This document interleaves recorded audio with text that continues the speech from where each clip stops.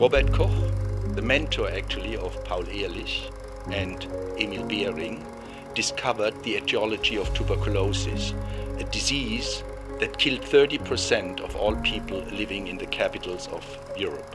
It was found that this is the basis for the development of antibiotics to treat diseases, and obviously also it was the basis for better understanding how vaccines work.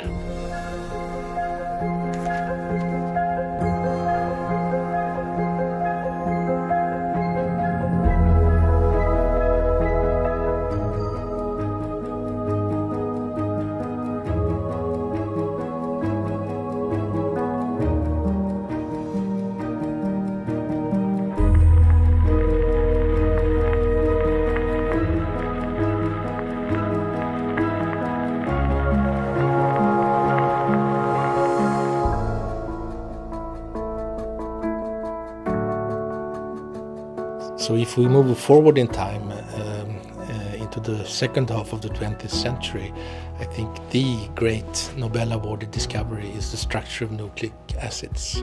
It's not only structure, it's something that led us to understand how information is carried in biology, also between generations. Today, when we have the perspective, we can see that a number of diagnostic procedures and even therapeutics have evolved from understanding DNA and the genetic material. Science is an activity that does not respect borders. The scientific exchange across borders, across cultures, across gender is, if you wish, the DNA of science.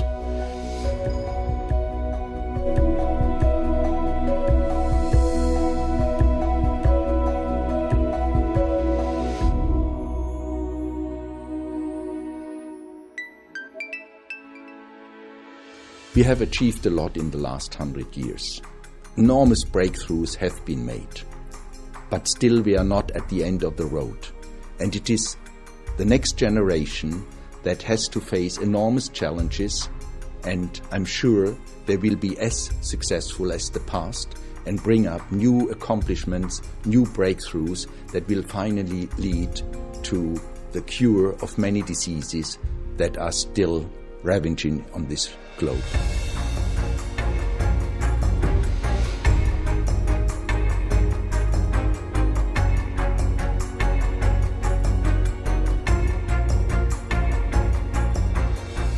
The challenge for the next generation of scientists will be to master not only their own discipline, but to be able to communicate with representatives of other disciplines.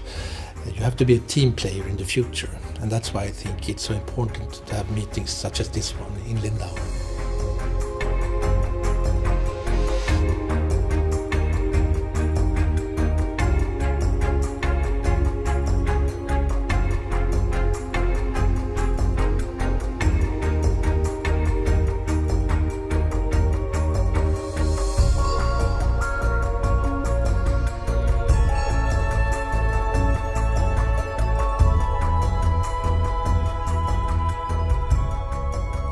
The history of the Nobel Prizes is a history of milestones, and I think we have understood that so many more of them have to be reached.